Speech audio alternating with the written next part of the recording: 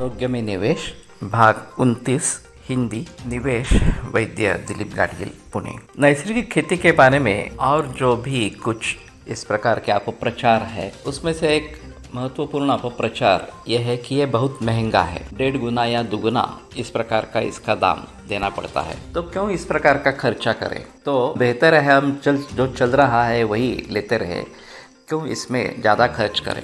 तो अभी ये सभी जो विवेचन चल रहा है ये इसी दृष्टि से चल रहा है कि हमें आरोग्य में निवेश करना है, और नैसर्गिक खेती में अगर हम पैसा डालते हैं तो हम आरोग्य में निवेश करते हैं। और जैसे बाकी पैसों के बारे में हम सोचते हैं कि हमारे पास अतिरिक्त पैसा है जो हमने जिसकी बचत की है, तो उसको हम फिर से लगा देते हैं, निवेश करते हैं, उसका इन्वेस्ट करते हैं और फिर उसके ज़रिए फिर से पैसा पाते हैं, और ये पैसा जो कमाते हैं वो फिर हमारे उपभोग में आता है।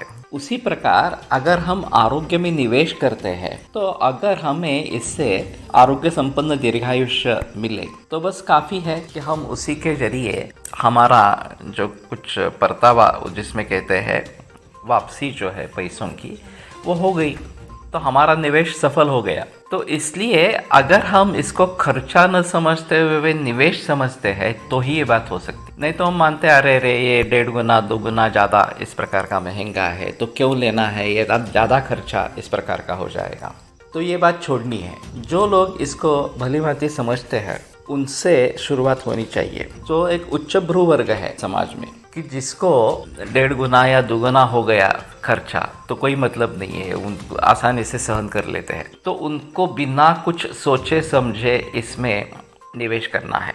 वो पहले खाना आरंभ करें कि हाँ मैं केवल नैसर्गिक ही ले लूँगा, और ये समझकर कि जैसे बाकी जगह मैं पैसों में निवेश करता हूँ उसी प्रकार के ये आरोग्य में निवेश है, और मुझे आरोग्य संपन्न दीर्घायुष्य प्राप्त हो गया तो बस बाकी और कुछ चाहिए नहीं मुझे इस प्रकार से।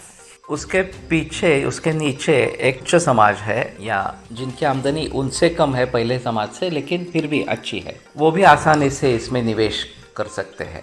उच्च मध्यम वर्ग जिसको कहेंगे, मध्यम वर्ग को कुछ हद तक थोड़ा सोचकर करना पड़ेगा, लेकिन वो भी कर सकते हैं, ऐसी नहीं आपत्ति कि वो नहीं कर सकते। उसके नीचे जो आर्थिक स्तर रहेंगे उनके लिए काफ़ी मुश्किल इस प्रकार का मामला है। लेकिन ऊपर वाले 3 वर्ग अगर इसमें निवेश करना आरंभ कर देते हैं तो किसानों को उत्तेजन मिलेगा, और वो ये माल बिक रहा है, अच्छे दाम पर बिक रहा है, तो फिर वो फसल इस प्रकार से करना आरंभ करेंगे। इससे और बहुत सारे फायदे होने वाले हैं कि जो ज़मीन है, पानी है, हवा है, पशु पक्षी है, पेड़ पौधे हैं, इन सभी का आरोग्य सुधर जाएगा और विषमुक्त इस प्रकार की खेती शुरू हो जाएगी, तो सभी को फ़ायदा होगा। तो ये दूसरा फ़ायदा है इस प्रकार की खेती करने का। और किसान अगर इस तरफ मुड़ेंगे तो खेती बढ़ेगी, प्रोडक्शन बढ़ेगा, और प्रोडक्शन बढ़ेगा तो कॉस्ट अपने आप नीचे आ जाएगी। राजीव दीक्षित का यह कहना था कि डिमांड सप्लाई रेशो होता है, डिमांड अगर बढ़ जाती है, मांग बढ़ जाती है तो सप्लाई आने लगता है, लोग करने लगते हैं। और इस प्रकार से अगर नैसर्गिक खेती का आरंभ हो जाए तो निम्न स्तर वाले आर्थिक स्तर वाले जो लोग हैं उनके तक भी ये फायदा पहुंचाया जा सकता है। तो पहले उच्च भ्रू समाज, उच्च मध्यम वर्ग इनको ये शुरुआत करनी है और ये समझ लेना है कि ये निवेश है, ये खर्चा नहीं है।